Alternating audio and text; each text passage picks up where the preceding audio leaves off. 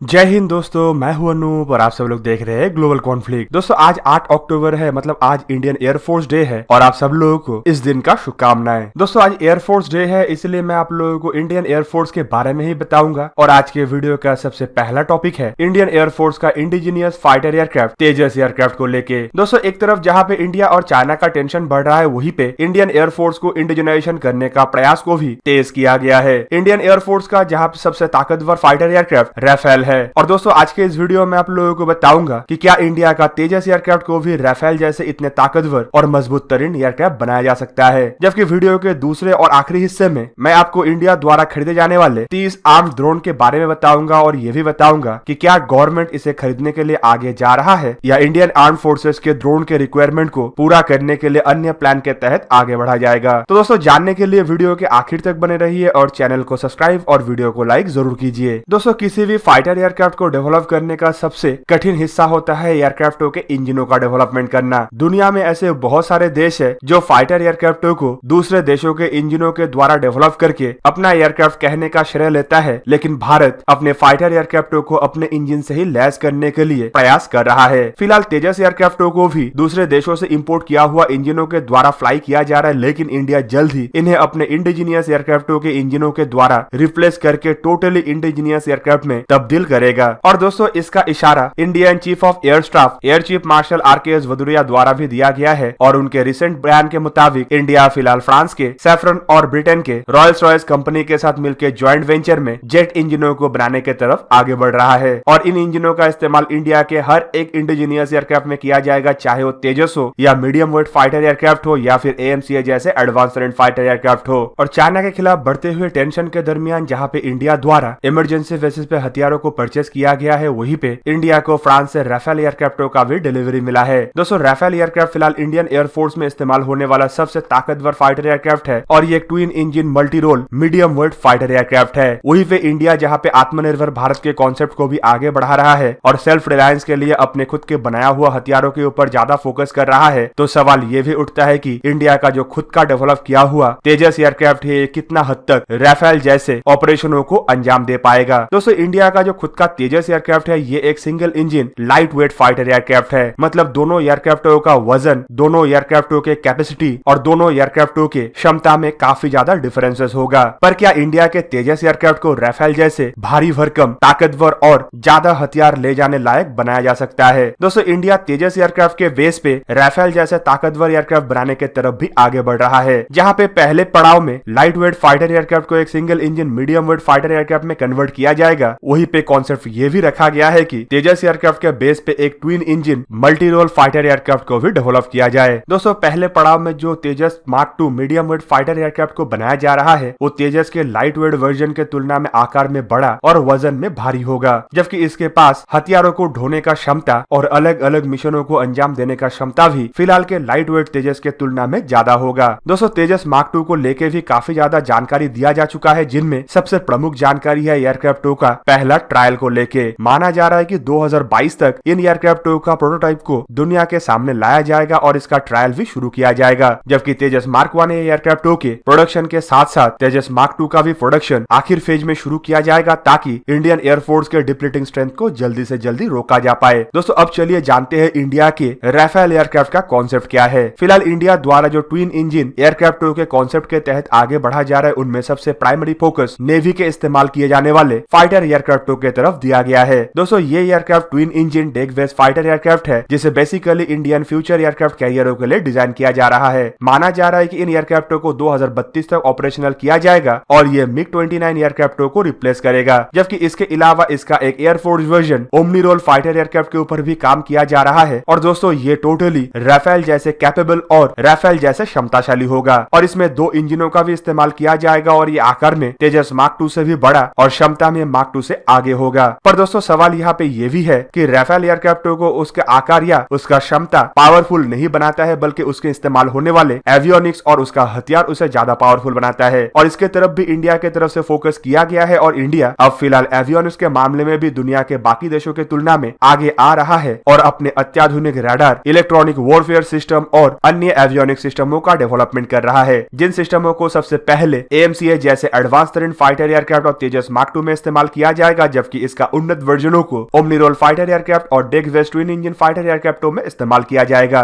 दोस्तों इसके अलावा हथियारों के मामले में इंडिया हाइपरसोनिक और सुपरसोनिक हथियारों का डेवलपमेंट कर रहा है, जिनमें ब्रह्मोस का मिनी वर्जन और आकाश मिसाइल के मार्क 2 मिसाइल शामिल है। जबकि इसके अलावा कुछ प्रिसीजन गाइडेड हथियार जैसे कि इंडियन एयरफोर्स के स्मार्ट एंटी एयरफील्ड वेपन और एंटी रेडिएशन हथियार जैसे हथियार को भी शामिल किया जाएगा, जो ओमनी रोल फाइटर एयरक्राफ्ट को और ज्यादा कैपेबल और राफेल जैसे ताकतवर या राफेल से भी ज्यादा ताकतवर बनाएगा। दोस्तों अब चलिए जानने का कोशिश करते हैं कि इंडियन आर्म फोर्सेस के लिए अमेरिका से जो 30 ड्रोन खरीदा जाने वाला था उसे लेके अब तक क्या प्रोग्रेस हुआ। आप सब लोगों को पता ही होगा कि फरवरी महीने में जब प्रेसिडेंट डोनाल्ड ट्रंप भारत के दौरे में आए थे तभी डिस्कशन शुरू हो गया था कि इंडिया द्वारा अमेरिका से अपने आर्म फोर्सेस के लिए 30 ड्रोन खरीदा जाएगा। पर चाइना के साथ टेंशन के दरमियान ये संभावनाएं और भी बढ़ चुका था और ये भी बताया जा रहा था कि इंडिया फिलहाल इसे फाइनलाइज करने के तरफ आगे बढ़ रहा है। पर दोस्तों अब न्यूज ये आ रहा है कि गवर्नमेंट की तरफ से अभी तक इसे लेके कोई भी क्लियर डिसीजन नहीं लिया गया। वैसे अगर देखें तो आर्म फोर्सेस के लिए जो 30 ड्रोन खरीदने का बात किया जा रहा था वो असल में अमेरिका के MQ-9 रीफर ड्रोन है और इनमें से 10-10 ड्रोन हर एक आर्म फोर्सेस को दिया जाएगा। मतलब आर्मी के लिए 10, नेवी के लिए 10 और एयरफोर्स के लिए 10 ड्रोन होगा। दोस्तों अगर ये डील होता है तो इसका लागत आएगा करीब करीब $3 बिलियन और अमेरिका की तरफ से भरोसा ये भी दिया गया है कि इमरजेंसी जरूरतों को देखते हुए अमेरिका भारत को जल्द से जल्द 6 ड्रोनों का डिलीवरी करेगा, जबकि बाकी बचे 24 ड्रोनों को तय समय पे कॉन्ट्रैक्ट के मुताबिक डिलीवर किया जाएगा। दोस्तों फिलहाल सोर्सेस के मुताबिक ये पता चला है कि ड्रोनों को खरीदने को लेके जो आनाकानी हो रहा है उसके पीछे असल कारण है ड्रोनों का एफिशिएंसी को लेके। एयरफोर्स के तरफ से फिलहाल बताया गया है कि करंट सिचुएशन को देखते हुए ये ड्रोन हथियारों के साथ लैस होके भी करंट एयर स्पेस में इतना ज्यादा एफिशिएंट नहीं होगा। दोस्तों पहले भी जब ये 30 ड्रोन खरीदने का बात उठाया गया था तो एयरफोर्स के तरफ से अपने रिक्वायरमेंट को दिखाते हुए कहा गया था कि ड्रोन से ज्यादा जरूरत फिलहाल एयरफोर्स के लिए फाइटर एयरक्राफ्ट है और एयरफोर्स फाइटर एयरक्राफ्ट खरीदने को ज्यादा प्रेफरेंस दे रहा है। जबकि आर्मी का कहना था कि आर्मी अपने टैंक फ्लीट और आर्मर्ड फ्लीट को मजबूत करना चाहता है। साथ में आर्मी का ड्रोन का रिक्वायरमेंट इंडिजीनियस डेवलप किया हुआ रुस्तम ड्रोन द्वारा कंप्लीट किया जा सकता है। पर इन ड्रोनों को खरीदने को लेकर सबसे ज्यादा दिलचस्पी नेवी की तरफ से दिखाया गया था। नेवी द्वारा इसका सी गार्डियन वर्जन मतलब समुद्र के अंदर पेट्रोलिंग और कोस्टल रीजन में सिक्योरिटी के लिए बनाया गया ड्रोन के लिए इंटरेस्ट दिखाया गया था।